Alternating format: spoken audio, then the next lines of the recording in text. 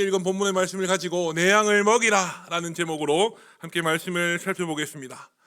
오늘 우리는 요한복음 21장 말씀을 살펴볼 텐데요, 우리 본문에 들어가기에 앞서서 20장 마지막 부분의 말씀을 한번 보고 본문으로 들어갔으면 좋겠습니다. 본문에 앞서 기록된 이 20장 마지막 부분의 말씀들을 보면 애초에 요한복음 21장 말씀이 없이 20장만으로 요한복음이 끝났다 하더라도 괜찮았겠다라는 생각이 들 만큼 자연스럽게 마무리가 되고 있음을 우리는 보게 됩니다. 요한복음 20장 29절 말씀은 예수님의 부활을 믿지 못하는 도마에게 예수님이 찾아오셔서 자, 내 손에 내 손가락을 넣어보아라, 창에 찔린 내 옆구리에 네 손을 넣어보아라 라고 말씀하셨던 말씀들을 기록하고 있습니다. 그러고 나서 예수님이 도마에게 무슨 말씀을 하셨다라고 29절 말씀은 기록합니까? 너는 나를 본고로 믿느냐? 보지 못하고 믿는 자들은 더 어떻다고 말씀하십니까? 복되도다. 보지 않고 나를 믿는 자는 더 복이 있다라고 예수님은 말씀하셨다라고 29절 말씀은 기록해 놓고 있습니다. 그리고 마지막 20장 31절 말씀을 보면 이 요한이 이 요한복음의 말씀을 기록한 목적에 대해서 정확하고 명확하게 기록해 놓고 있는데요, 우리 31절 말씀도 함께 읽어보겠습니다. 오직 이것을 오직 이것을 기록하면 너희로 예수께서 하나님의 아들 그리스도이심을 믿게 하려 하며 또 너희로 믿고 그 이름을 힘입어 생명을 얻게 하려 함이니라. 아멘. 이 요한이라는 사람이 요한복음을 기록하는 목적 두 가지로 설명하고 있습니다. 첫 번째는 예수님이 하나님의 아들 그리스도이시라는 사실을 너희로 뭐 하기 위해서 기록하였다라고 기록해 놓고 있습니까? 믿게 하려 하며, 믿게 하려고 이 요한복음의 말씀을 기록해 놓고 있다라고 말하죠. 또 두 번째 이유는 무엇입니까? 또 너희로 믿고 그 이름을 힘입어 무엇을 얻게 하기 위해서 기록했다고 기록합니까? 생명을 얻게 하기 위해서 이 요한복음의 말씀을 기록해 놓았다라고 요한은 분명히 기록해 놓고 있습니다. 우리가 함께 읽었던 20장 31절 말씀을 끝으로 이 요한복음의 말씀이 딱 마무리가 되었다라고 한다면 아주 깔끔하고 아름답게 마무리할 수 있었을 것인데 요한은 계속해서 21장의 말씀을 이어서 기록해 놓고 있다라는 겁니다. 오늘 우리가 읽었던 이 요한복음 21장의 말씀을 보면 예수님이 디베랴 호수에서 제자들을 만나십니다. 그리고 그들에게 조반을 차려주신 이후에 예수님은 베드로를 향하여 예수님을 부인하고 배반할 뿐만 아니라 저주까지 했던 그 베드로를 향하여 내가 나를 사랑하느냐라는 질문을 3번이나 반복해서 질문하셨던 그 예수님의 모습들을 오늘 21장 말씀은 기록해 놓고 있습니다. 사실 예수님이 베드로에게 던지셨던 그 질문, 네가 나를 사랑하느냐라는 질문은요, 다분히 의도적인 질문이었다라는 사실을 우리는 기억해야 될 줄로 믿습니다. 왜 그렇습니까? 왜 예수님은 의도적으로 베드로에게 네가 나를 사랑하느냐라는 질문을 3번씩이나 반복해서 던지고 계시는 걸까요?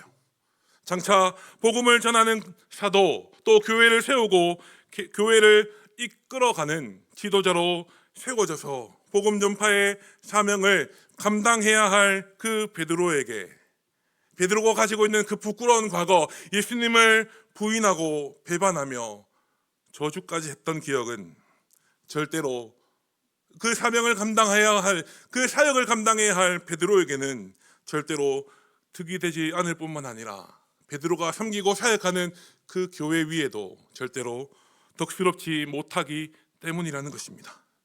그 사실을 너무나 잘 알고 가셨던 그 예수님은 베드로의 마음을 위로해 주시고 앞으로 그 베드로가 사도로서 교회의 지도자로서 감당해야 할 베드로에게 맡겨진 그 사역과 사명들을 잘 감당하게 하시기 위하여 맨 처음 베드로를 예수님의 제자로 부르셨던 그때, 또 베드로가 예수님을 부인하고 배반하고 저주까지 했던 그 상황과 오늘 말씀을 아주 유사한 상황, 거의 똑같다라고 말할 수 있을 정도로 유사한 상황을 만들어 놓고 계신다라는 사실을 우리는 1절로 14절 말씀을 통하여 보게 됩니다.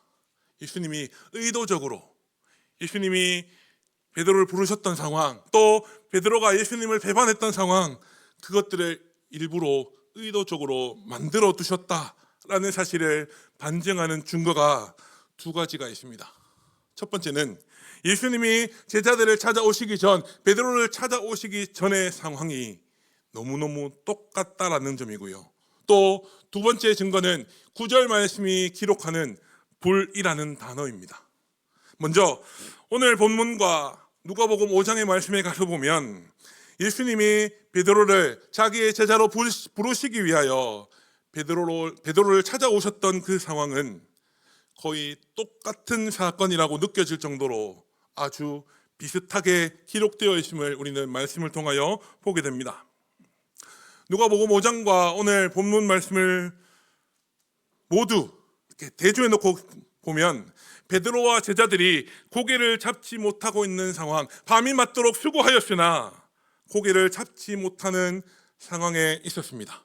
그리고 그 순간 예수님이 나타나셨고 예수님의 말씀에 순종함으로 말미암아 그물을 들어 올릴 수 없을 정도로 그물을 찢어질 만큼 수많은 물고기들을 잡게 되었다라고 하는 아주 비슷한 상황들을 기록해 놓고 있습니다. 또 두 번째는 불을 피우다 혹은 불을 쬐다 라는 말로 번역된 헬라어 안드라키아라는 표현이 있는데요. 이 안드라키아라는 단어는 신약에서 딱 두 번 사용되는데 희한하게도 이 안드라키아가 쓰이는 두 본문 모두가 베드로와 연관되어 있음을 우리는 볼 수 있게 된다는 겁니다.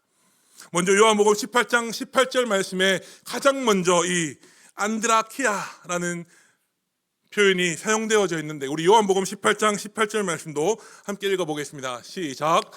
그때가 추운 고로 종과 아랫 사람들이 불을 피우고 서섰으니 베드로도 함께 서서 쬐더라. 이 요한복음 18장 15절 이후의 말씀들을 쭉 읽어보면요, 예수님이 잡히시고 난 이후에 베드로는 대제사장 집들에 숨어 들어가게 됩니다. 그리고 거기서 한 계집종의 증언, 저 사람도 예수의 도당이라 하는 말씀을 듣게 되었고 그 계집종의 말을 반박하면서 나는 예수를 모른다, 내가 그 예수의 도당이 아니다 라고 부인했던 말씀들을 기록해 놓고 있음을 우리는 보게 됩니다. 그렇게 베드로가 부인한 이후에 그 후에 18절 말씀을 보면 베드로가 사람들과 함께 불을 쬐었다 라고 기록해 놓고 있습니다. 그리고 오늘 본문 9절 말씀에 가서도 이 안드라키아라는 단어가 나오는데요, 9장 9절 말씀은 무엇이라 기록하고 있는가? 우리 9장 9절도 함께 읽어보겠습니다. 육지에 올라보니 시작. 육지에 올라보니 숯불이 있는데 그 위에 생선이 놓였고 떡도 있더라. 아멘. 9절 말씀을 보면요, 예수님이 밤새도록 물고기를 잡느라 수고한 그 제자들, 그러나 한 마리도 낚아올리지 못했던 그 제자들을 위하여 숯불을 피워 놓으시고 생선과 떡도 구워 놓으셨다라고 9절 말씀은 분명하게 기록해 놓고 있습니다. 예수님이 피우셨던 그 숯불, 그 디베라 호숫가에서 떡과 생선을 굽기 위해 피우셨던 그 숯불을 보고서 베드로는 정신이 아마 아득해졌을 거다라고 생각합니다. 왜 그렇습니까? 왜 숯불을 본 베드로의 정신이 아득해졌을까요? 예수님이 피우신 그 숯불을 보고, 그 활활 타오르는 그 숯불을 보고 베드로는 과거 대제사장 집에서 예수님을 부인했던, 3번이나 모른다고 부인했던, 저주까지 했었던 자기의 부끄러운 모습들이 떠올랐기 때문에 베드로는 정신이 아득해졌을 것입니다.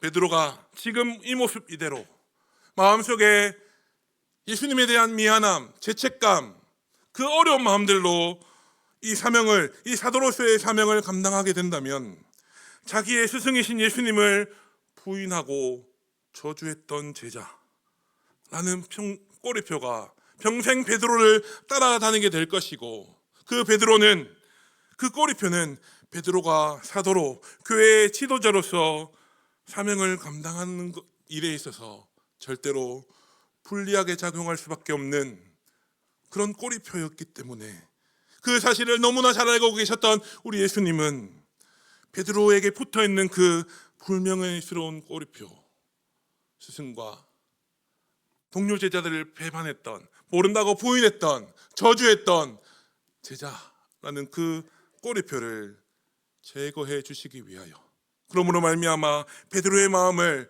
위로해 주시기 위하여 오늘 베드로야, 네가 나를 사랑하느냐? 라는 질문을 3번이나 의도적으로 반복해서 질문하고 계신다라는 것입니다. 이 사실을 우리 마음속에 기억하시고 오늘 본문을 살펴보도록 하겠습니다.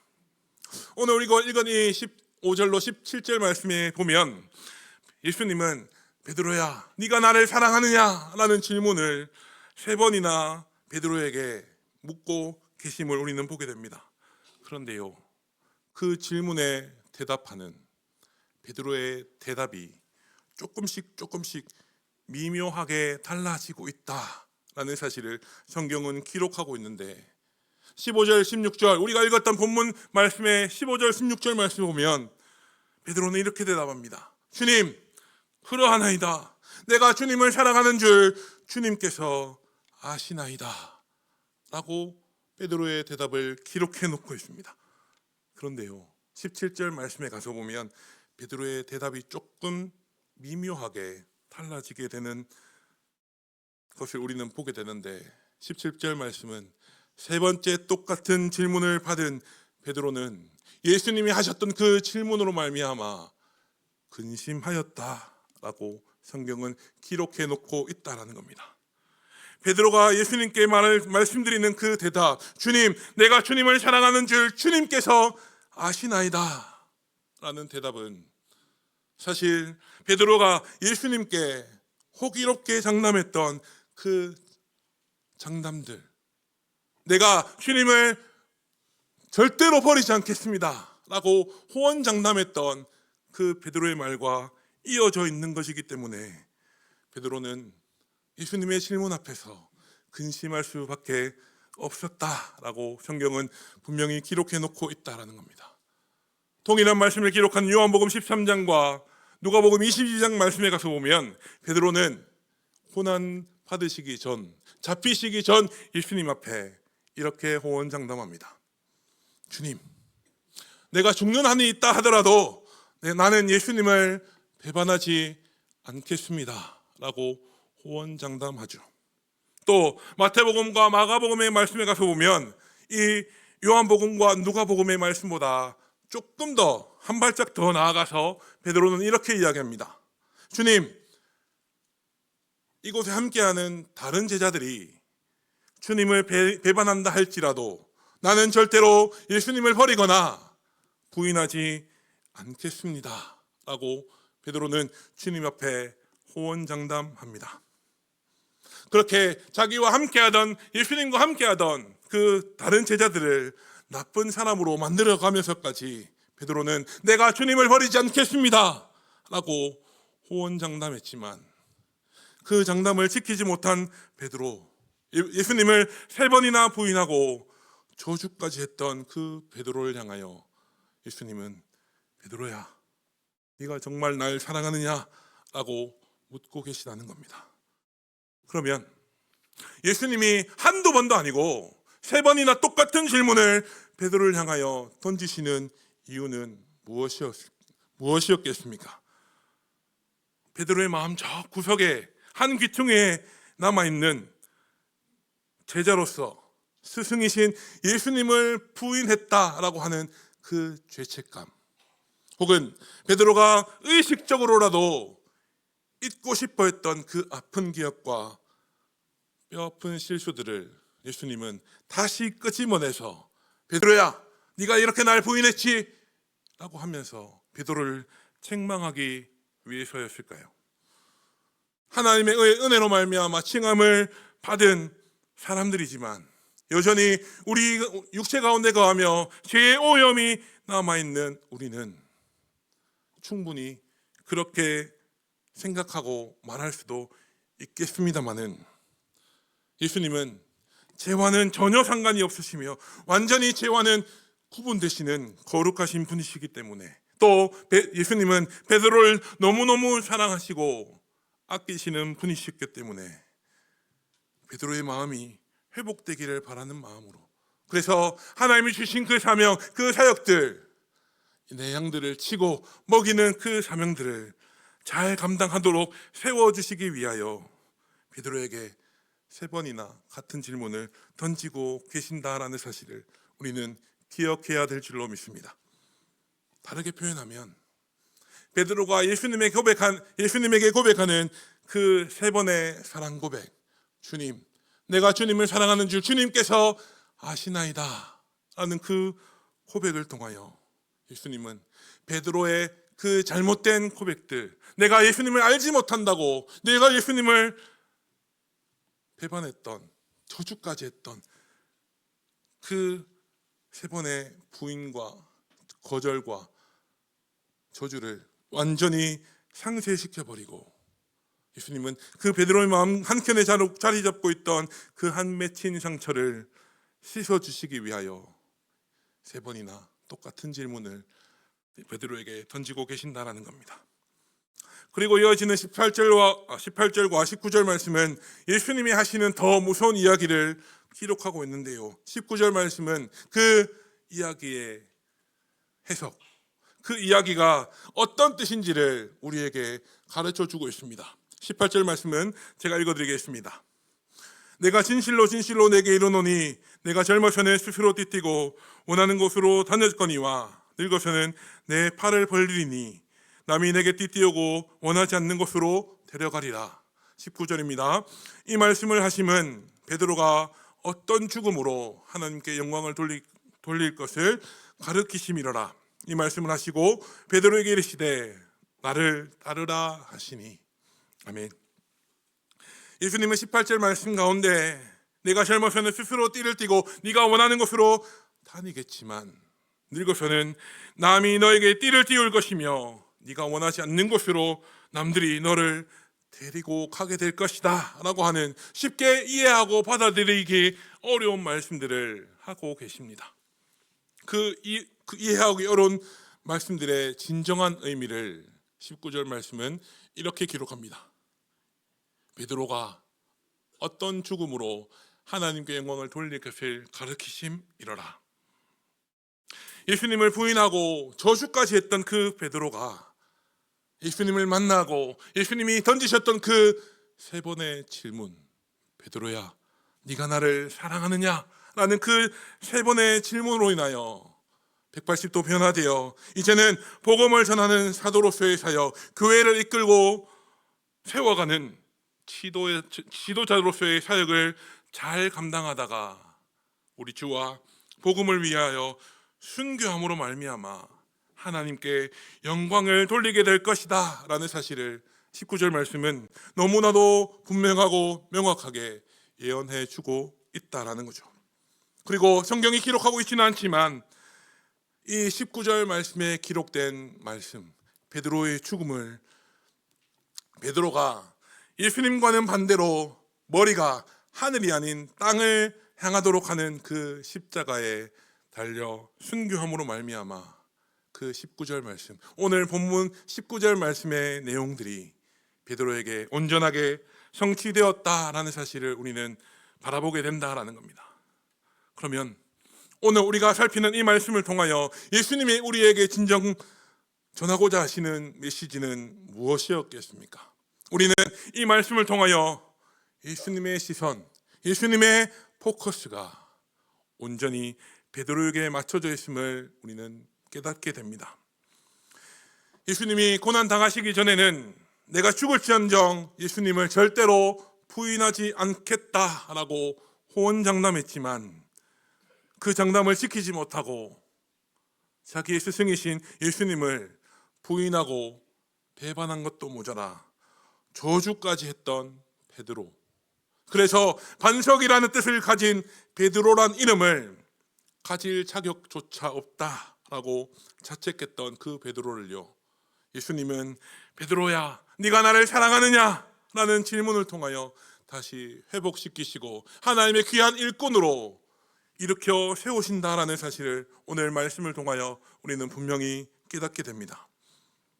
그리고 예수님을 부인했던 베드로가 예수님을 향하여 주님, 내가 주님을 사랑하는 줄 주님께서 아십니다 라고 자기의 사랑을 예수님 앞에 고백할 때에, 다르게 표현하면 베드로가 이제 사명을 감당할 준비가 딱 완료되었을 때에, 그제서야 예수님은 베드로에게 내 양을 먹이라, 내 양을 치라 라고 말씀하시면서 베드로에게 양을 먹이는 사명, 교회를 세우고 이끌어가는 그 사명들을 그제서야 맡겨주신다라는 사실을 기억할 수 있는 저와 여러분들이 다 되실 수 있기를 간절히 소망합니다.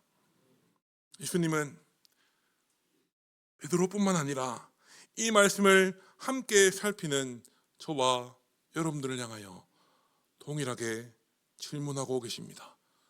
사랑하는 아들아, 사랑하는 딸아, 네가 정말 나를 사랑하느냐? 라고 묻고 계신다라는 겁니다. 예수님이 저와 여러분들을 향하여 사랑하는 아들아, 사랑하는 딸아, 네가 정말 나를 사랑하느냐? 라고 물어보실 그때에 여러분은 무엇이라고 예수님께 대답하시겠습니까? 오늘 본문 17절 말씀이 기록하는 것처럼 주님은 나의 부족하고 연약한 것, 나의 머리부터 발끝까지 다 알고 계시는 주님이시오니 내가 주님을 사랑하는 줄 주님께서 아시나이다 라는 고백, 예수님을 향한 그 겸손하고 솔직한 고백을 고백할 수 있는 저와 여러분들이 다 되실 수 있기를 간절히 소망합니다. 그래요, 예수님께서 베드로에게 주셨던 그 말씀, 내 양을 먹이라, 내 양을 치라 라고 말씀하시는 그 예수님의 대답을 듣고 내 뜻대로가 아니라 하나님의 뜻대로 오늘도 우리를 붙드시고 인도해 가시는 그 하나님의 인도하심을 따라 하나님이 내게 맡겨주신 그 사명을 잘 감당하며 살아가시는 저와 여러분들이 다 되실 수 있기를 간절히 소망합니다. 우리가 하나님의 편에 온전히 붙잡혀야 하나님의 뜻대로, 하나님의 방법대로 우리가 귀하게 쓰임받을 줄로 믿습니다. 하나님께 우리가 어떻게 온전히 붙잡힌 바 될 수 있을까요? 주님, 내가 주님을 사랑하는 줄을 주님께서 아십니다. 그렇게 고백할 때에 우리는 주의 능하신 오른손에 온전히 붙들림 바 될 줄로 믿습니다. 온전히 하나님의 손에 붙들림 바 되어져서 하나님의 뜻대로 하나님이 주신 그 사명을 잘 감당하며 살아가시는 우리 대구동성의 모든 가족들이 될 수 있기를 다시 한 번 더 우리 구주 예수님의 이름으로 축복합니다. 함께 기도하겠습니다.